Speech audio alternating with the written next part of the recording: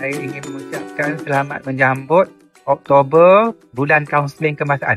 Dan tema tahun ni adalah kaunseling era digital, santuni emosi sejahtera insani.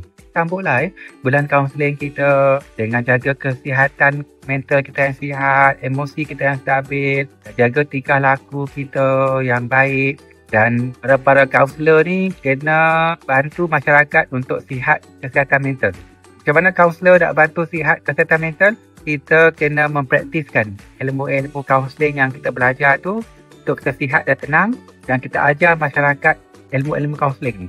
Sebab tu kita kena memasyarakatkan ilmu kaunseling. Ingat satu benda lah ya, ilmu kaunseling ni bukan eksklusif untuk kaunselor saja. Tapi kita kena ajar kepada masyarakat bagaimana teknik pernafasan fitrah, menenangkan diri, penstrukturan pemikiran, bagaimana menjauhkan benda-benda toksik dalam kehidupan, bagaimana dapatkan sokongan sosial untuk damaikan dengan inner child kita. Kita kena ajar pada masyarakat supaya masyarakat kita sihat. Sebab itu dalam kaunseling kita selalu sebut psycho-education. Bagaimana kita mendidik masyarakat ataupun dalam community counselling.